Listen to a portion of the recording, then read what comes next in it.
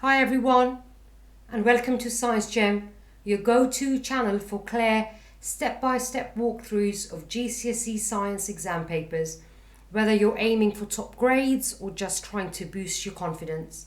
I'm here to help you break down the questions, understand the mark schemes, and learn how to answer like a pro. Let's get into it. Today's walkthrough is GCSE Combined Science Trilogy, Higher Tier Physics Paper 1, and it's 2023. Wind power and solar power are both renewable energy resources used to generate electricity for the national grid. Which of the following is also a renewable energy resource? So natural gas, we all know, is non-renewable. So is nuclear fuel. So you would tick geothermal. The energy transferred by the national grid in 1 second was 36 gigajoules. Which of the following is the same as 36 gigajoules? So gigajoules is 10 to the power 9, which is, if you want to write it out like this, it would look like that. Okay, so 10 to the power of 9. All you do is 36 gigajoules, 10 to the power of 9. So look for this number and you would tick the third option. So 1.3, figure 1 shows how the mean power output from solar and wind energy resources in the UK varied between 2014 and 2019. You've got solar power, you've got wind power from 2014 to 2019.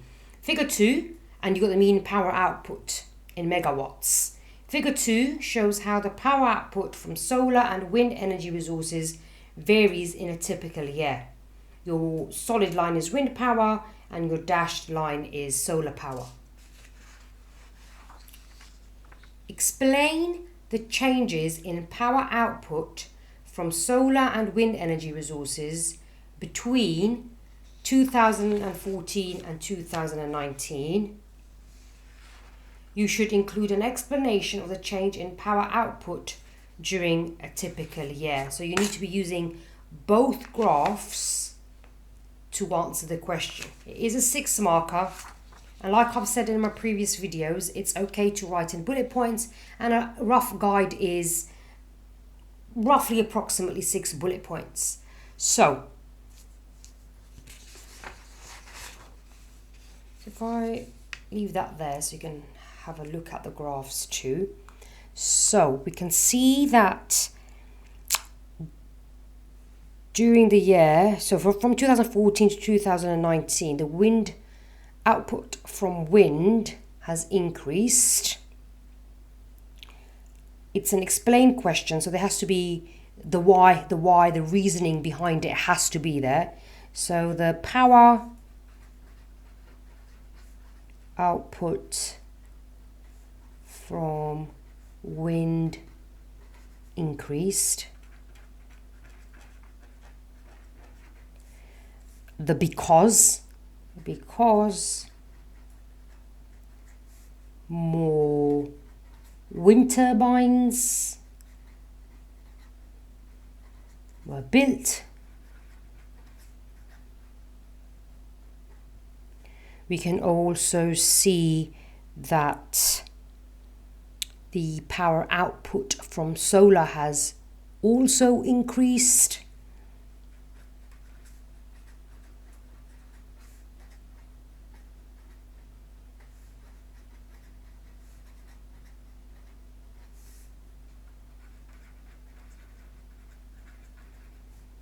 And again, because, similar to what we wrote earlier, because more solar panels were built.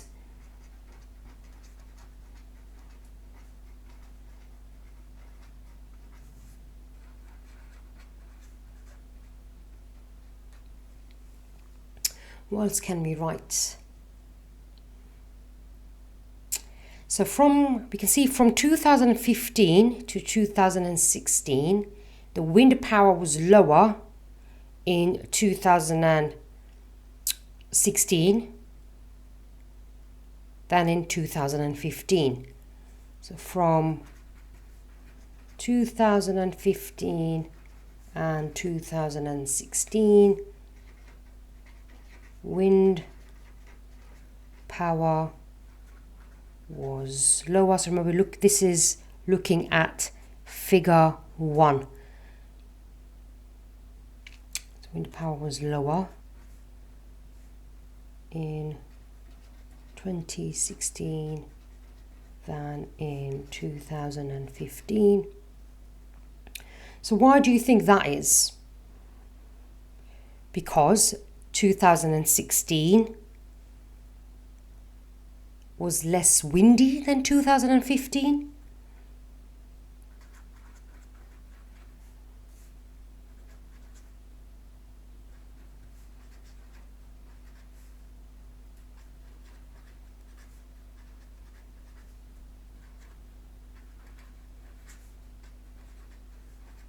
Okay, so I think that's more than enough for figure 1. Let's have a look at figure 2. So we can see that for most of the year, the electricity generated from wind is greater than from solar. You can also say the electricity generated from wind is greater in winter than in summer, because winter is windier than summer. So let's go for the second thing that I said. The electricity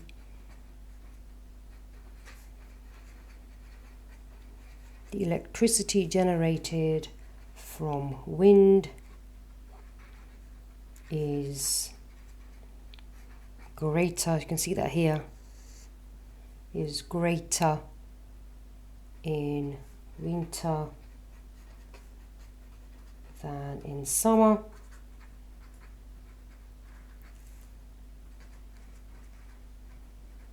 Because winter is windier than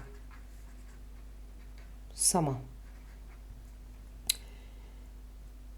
And we can also add on here the electricity generated from solar here is greater in the summer than in winter, because you have greater intensity of sunlight in the summer. And then that should be enough for this 6 marker.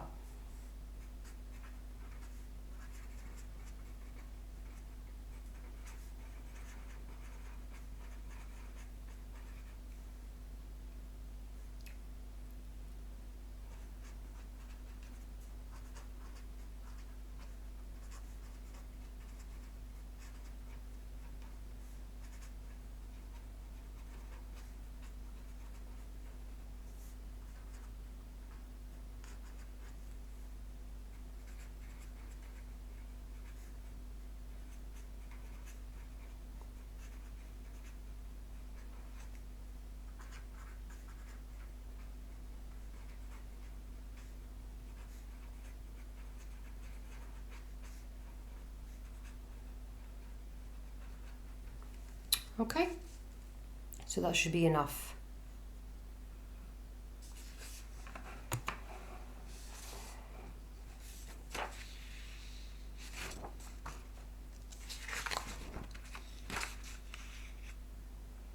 So question 2. Body analysis scales use the electrical resistance of a person's leg to estimate percentage of water in the person's body. The person's legs contain both solid tissue and water.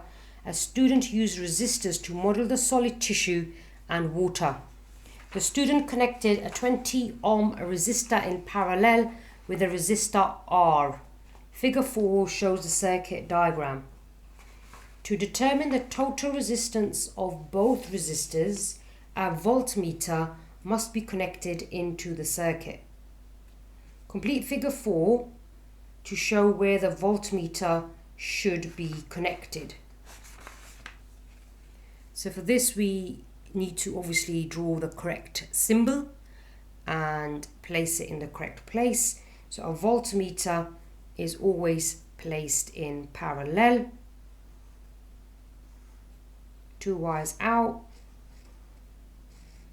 V for voltmeter.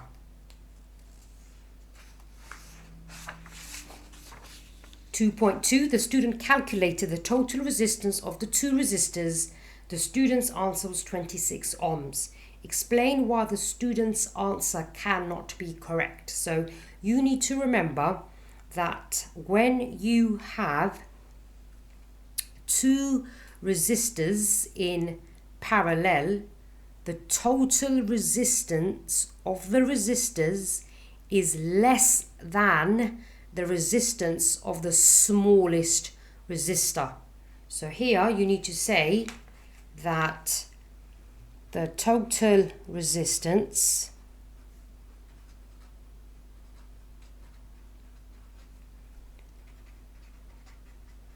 must be less than 20. So there's, at this stage at GCSE, you don't need to do any calculations, okay? You just look at the resistor, pick the number, and you say the total resistance must be less than that particular number. So in this case, it's 20 ohms. Your second mark is explain the rule, which is what I've just said. Because the total resistance of the resistors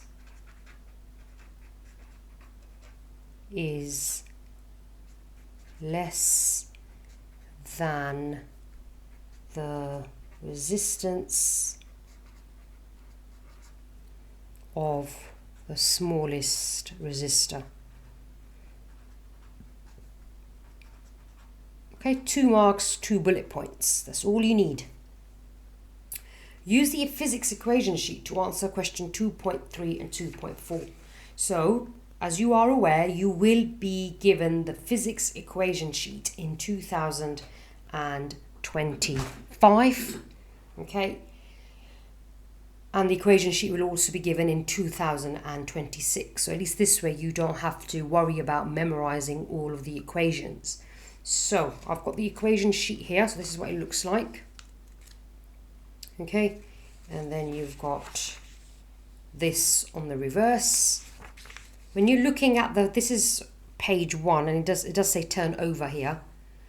All of these equations belong to physics paper 1. So if you have a look, write down the equation that links I, R and V. It's this one over here. So we write it down. V equals I times R. You can either use the symbols or you can use the actual word. I would say use the symbols, it's quicker, you're saving time, that time can be spent on answering other questions. When the total resistance of the resistors is 7.5 ohms, the current in the circuit was 480 milliamps. Calculate the potential difference across the two resistors. So, standard unit of current is amps, so we need to convert milliamps to amps. In 1 amp you have 1000 milliamps. So to go from milliamps to amps you need to divide by 1000. So I'm going to take 480, I will divide that by 1000 and I get 0.48 amps. Okay, so that's my I. Okay, in that order, let's insert our values. So 0.48 times 7.5. Put those numbers into your calculator. You should get 3.6 volts. So nice and straightforward. Easy 3 marks. The student investigated how the resistance of R affected the total resistance of the circuit. Table 1 shows the results. Some of the results are plotted in figure 1. So they've already given you 3 plots. So always follow the checklist. So let's do it in that order. Label both axes. Right, so let's label it. So that must be resistance 5, 10, 15, 20, 25.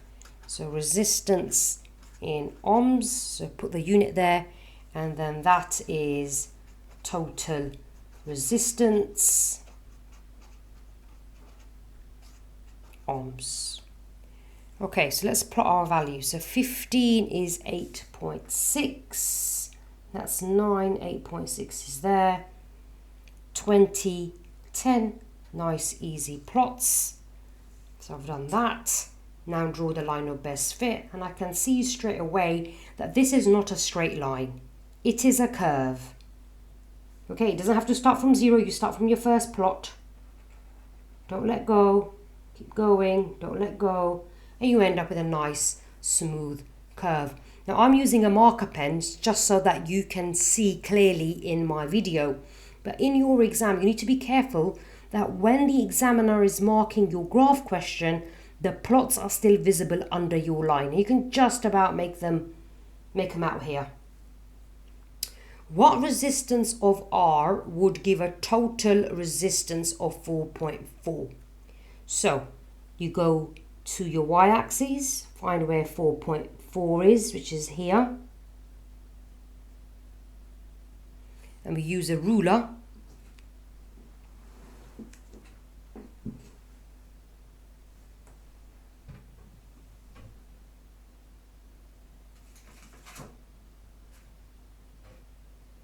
I think my ruler's gone walkies.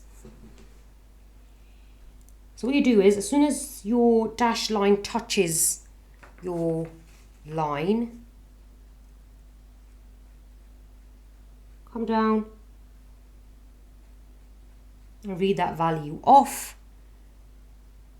Yeah, so 5, 6 is there, 6, 7, 8, 9, 10. So that is 5.5.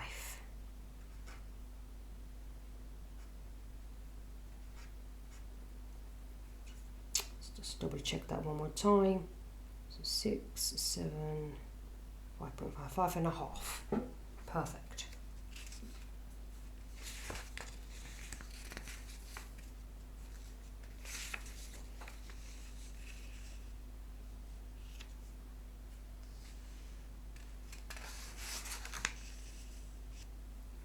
The body analysis scales initially shows a reading of 0.0 kilograms. When the student steps onto the scales, the reading is 64.8.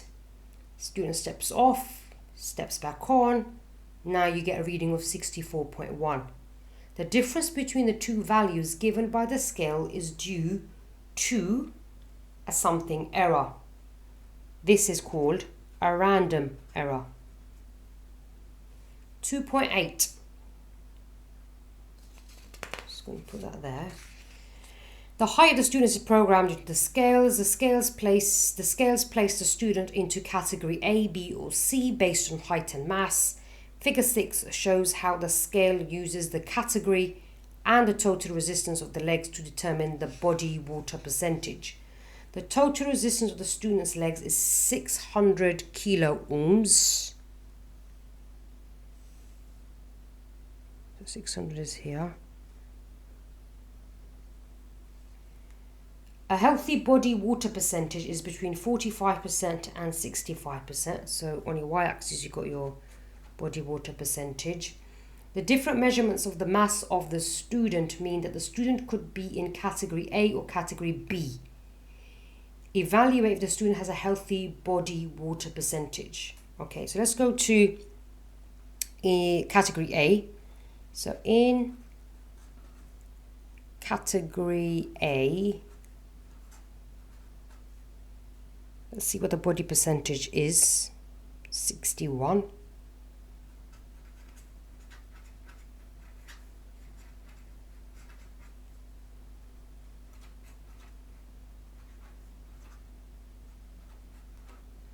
Let's do the same for B. B looks like 68.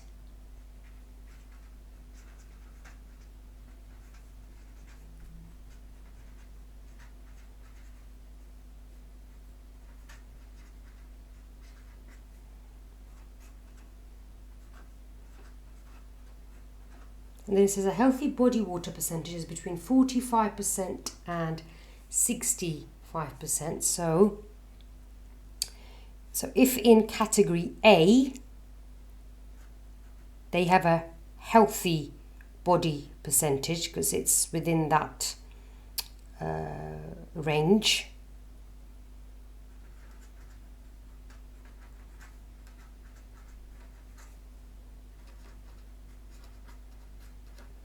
and category B is 68%. So here because it's over 65%, they have an unhealthy body water percentage.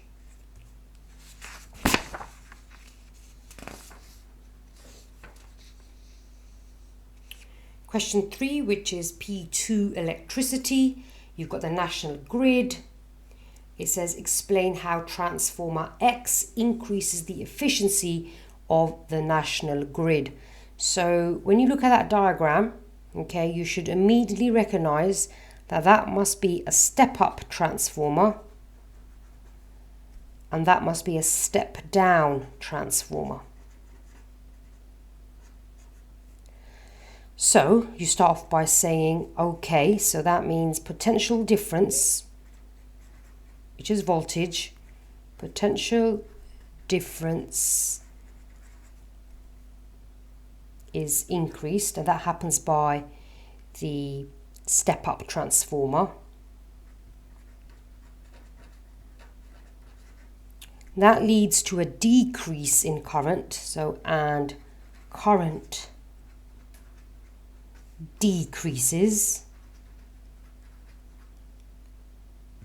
And the reason for that is so that there is less heating in the transmission cables.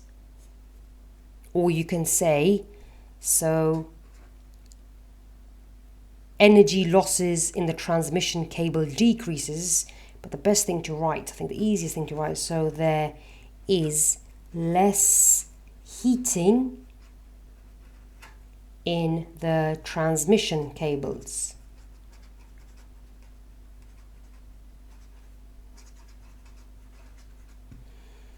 So this is quite a popular question that you tend to see over several papers, but this is how you would structure your answer. Talk about PD increasing, that drops the current, and the reason for that is there is less heating in the transmission cables. The potential difference across the primary coil in transformer Y is 400,000 volts. The potential difference across the secondary coil is 11,000 volts. The current in the primary coil is 660 amps. Calculate the current. Now, you go to your equation sheet. Okay, you turn over and you should see this equation here. So whenever you see the word primary coil, secondary coil, this is the equation you would use. And again, you can see it's higher tier. You won't get this question on a foundation tier paper. So you start off by writing the equation. So you've got your potential difference primary coil, P stands for primary coil, current primary coil equals potential difference in the secondary coil times current in the secondary coil. So primary coil, that's VP, that's your secondary coil, primary coil IP, so I'm missing IS, current in the secondary coil, which is what I'm trying to find out. So insert your values into the correct place.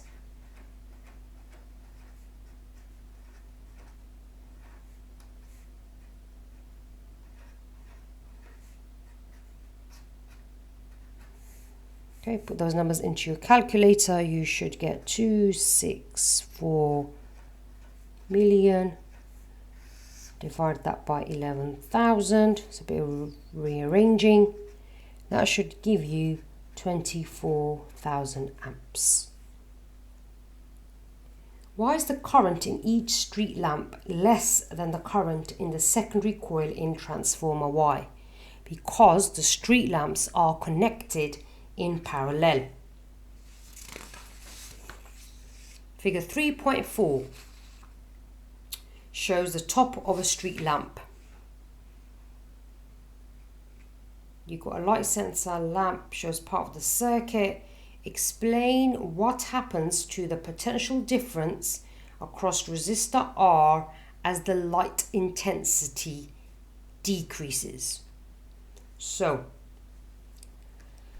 here you would say the resistance increases.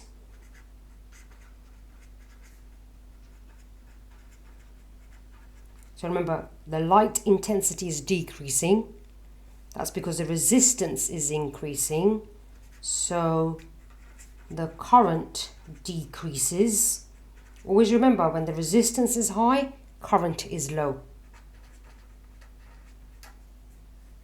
So the potential difference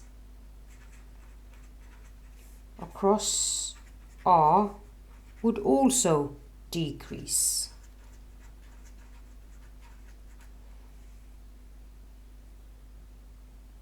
So the potential difference. Okay, 3 bullet points, 3 marks. 3.5. When the current in resistor R is 20 milliamps, the power transferred by resistor R is 6 watts. So I've got I. Calculate resistance. So have a look at the equation sheet. So I've got power, it's P. I've got I, and then I've got R. So we're looking for an equation that has all of those quantities. And it should be this one. P equals I squared times R. Now, just like I said earlier on with one of the questions, milliamps you need to convert. So milliamps to amps, you divide by 1,000. So 20 divided by 1,000 gives you 0.02 amps. Insert your values. So P is 6. I is 0.02 squared times R is what I'm working out. 0.02 squared is 0.0004. 6 divided by 0.0004 gives you 15,000 ohms. Nice and straightforward. Question 4 is P4, radiation. So, when scientists check each other's results before anything is published, that process is called peer review. And they can ask you about this across any of the 6 papers. Okay, so make sure you remember this. There is an increased risk of cancer if the scientist is irradiated by nuclear radiation. What property of nuclear radiation causes an increased risk of cancer? That's to do with ionization. So that is if it is ionizing.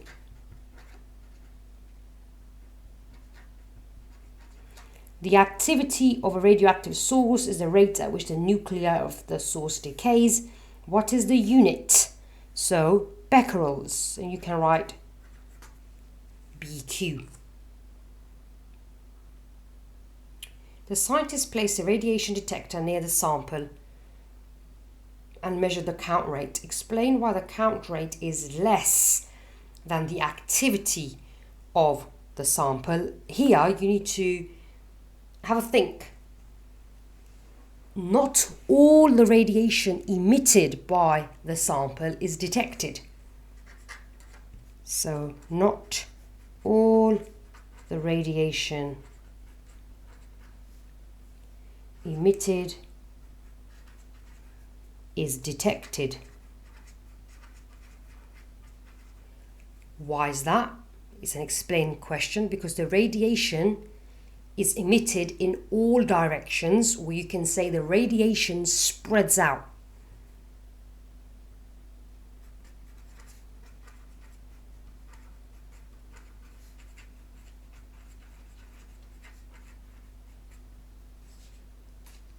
You can even, if you don't say that, but you can also say that some of the radiation entering the detector is not detected.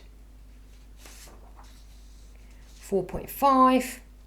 The scientists recorded the count rate from the sample with the radiation detector at different distances from the sample. Table 2 shows the results. So this is an application question. So you already need to know about properties of alpha, beta and gamma radiation. Okay, so this experiment basically is you have your detector, something like that, and you've got your sample,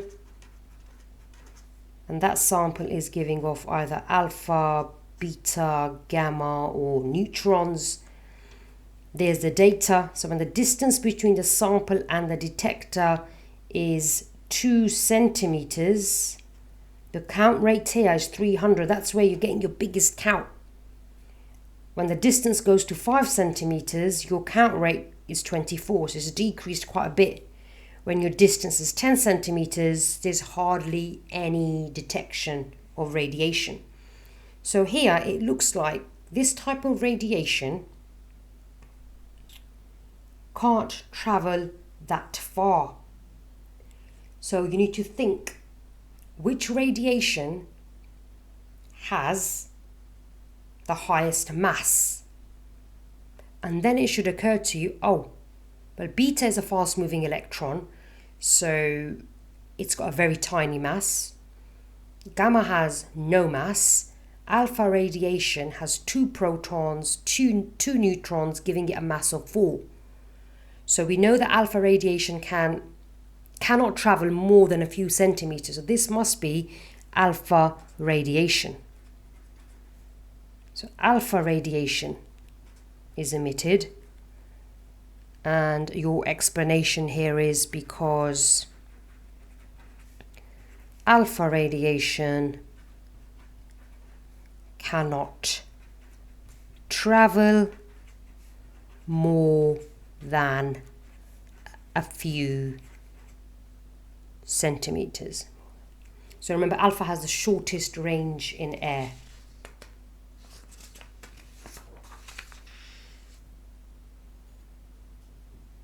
.6, the scientists moved the detector closer to the sample and started a stopwatch. The scientists measured the count rate from the sample at different times. Table 3 shows some of the results. The scientists realized that 30 minutes is a whole number of half-lives. Calculate the value of x. Basically, you are calculating the count rate at 30 minutes. So, start off with the total count rate. 1, 5, 6, 8. Okay, let's half that. Divide that by 2, you get 7, 8, 4. Half that again, 3, 9, 2. Half that again. We will keep halving it until we get to 98. 196. Divide that by 2, we get 98. And then we stop. Okay? Now, it says that it takes 60 minutes to get a count rate of 98. So 60 is there. All of this is taking 60 minutes. So what we do here is, how many half-lives do I have? 1, 2, 3, 4. I've got 4 half-lives. So I do 60, divide that by 4. That gives me 15 minutes. So each half-life is 15 minutes.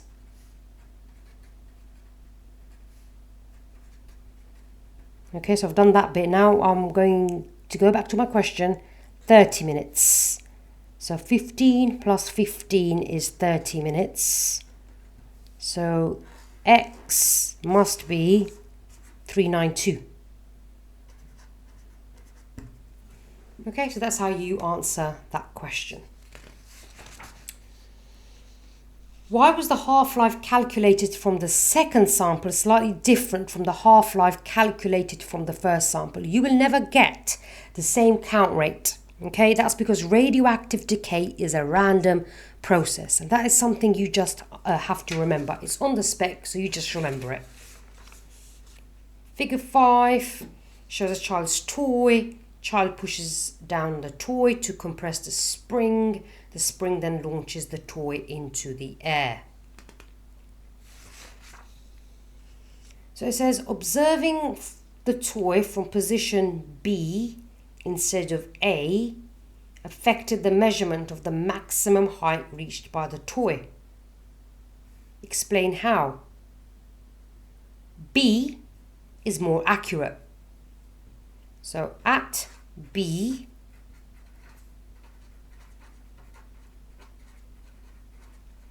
the measurement will be more accurate.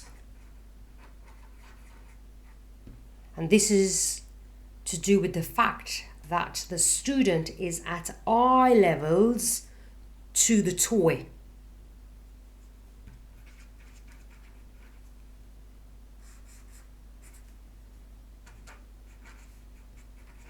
Because the eye is level with the toy. 5.2, the greatest height reached by the toy was 64 centimeters. The gravitational potential energy of the toy was 0.049 joules, so EP.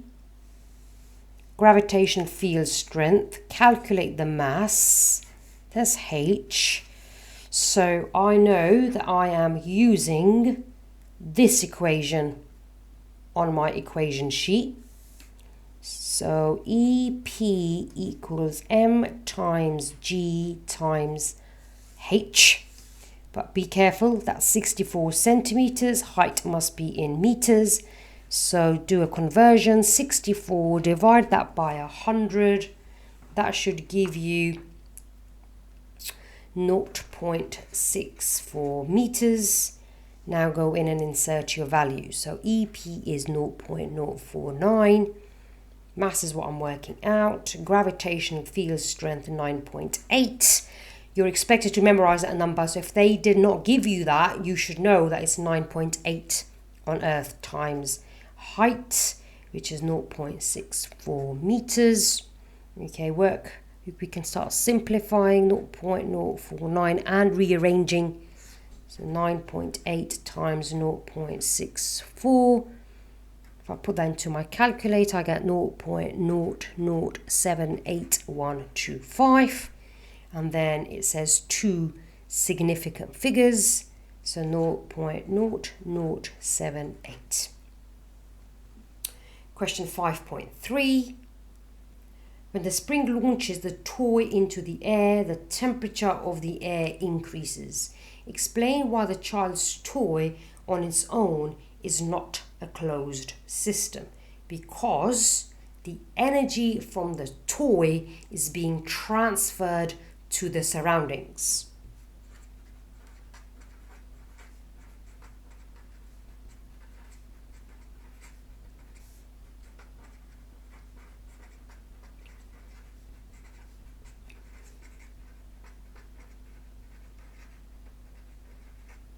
Or you can say the air.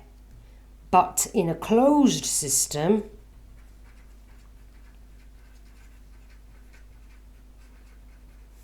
the total energy remains constant.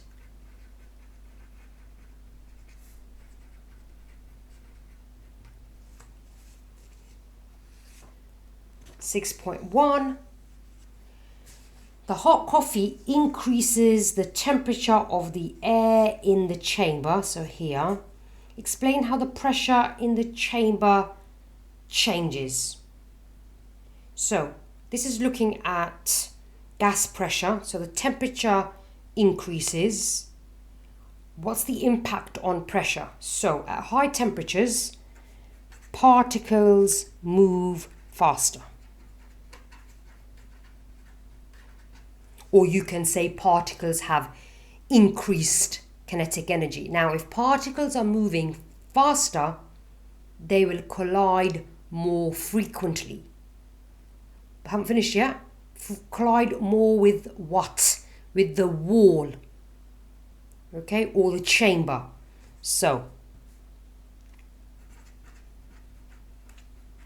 the air particles, you don't need to say air particles, you can just say particles collide more frequently with the wall.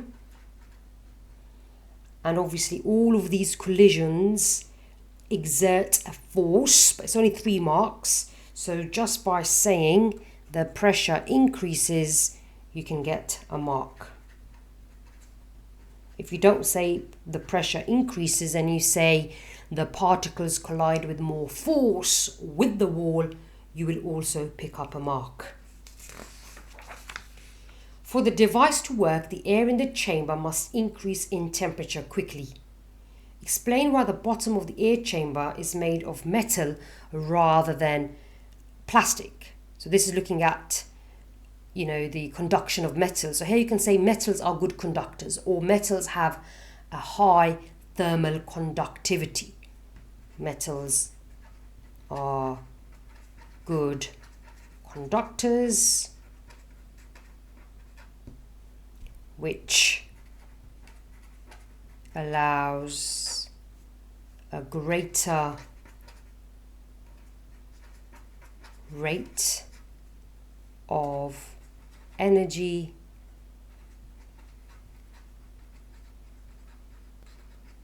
transfer. The mass of the air chamber is constant. What property of air allows a small change in internal energy to cause a large temperature change to the air in the chamber? That is down to specific heat capacity.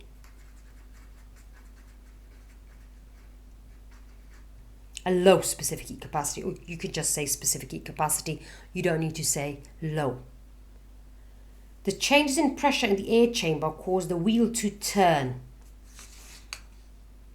Okay, so that wheel turns. Suggest one way to increase the speed at which the wheel turns. Obviously, we need to reduce friction, so we can say oil the device or oil the wheel, or we can just say lubrication.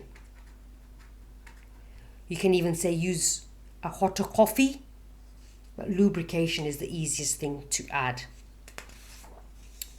Okay, and the final question talks about calculating the final temperature of the coffee.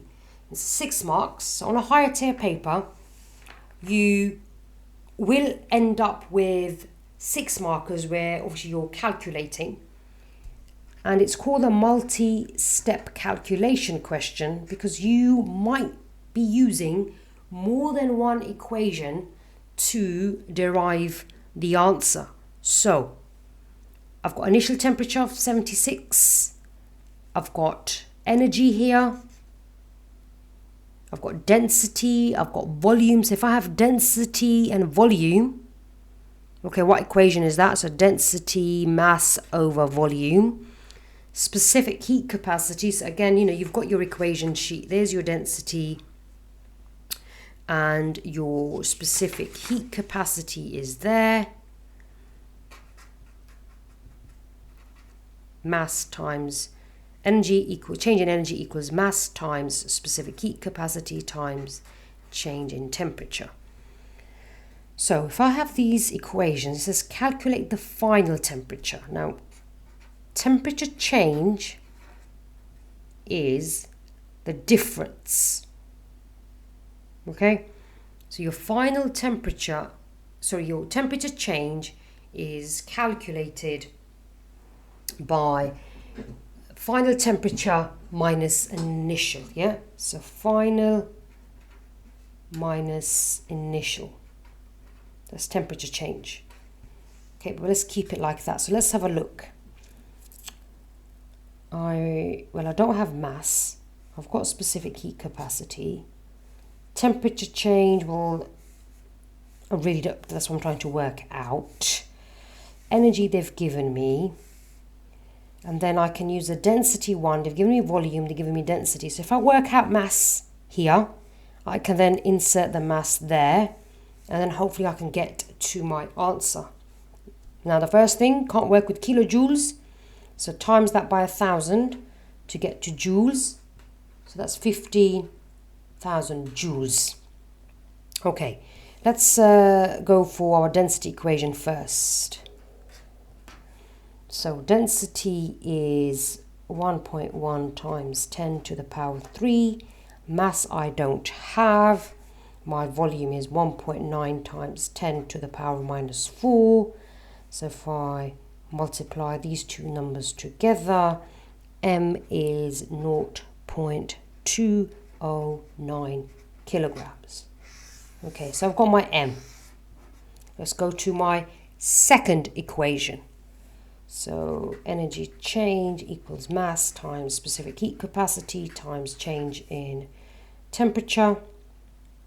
So 15,000 joules, mass is 0.209, specific heat capacity is 4200, change in temperature. So let's simplify 15,000. So if I put these two numbers in the calculator, I should get 877.8. If I divide that, I get 17.088. So this is my temperature change. Okay, now remember temperature change is final minus initial. That gives me temperature change. Yeah. It says the initial temperature of the coffee was 76. I think apologies, I've done this the wrong way round. So 76 is my initial. So 76 is initial, yeah. So here it says the temperature of the coffee has decreased. So that means the temperature has dropped. So that's my temperature change. So 76 minus 17.088 gives me 59 degrees Celsius, which is my final temperature. Okay, so temperature of the coffee decreases. That's my final temperature. And the way I did that was 76, which I've taken from there, minus my temperature change. And that gave me 59. Okay, that's how you would get your 6 marks. I hope you found this video useful. Thank you for watching. See you soon.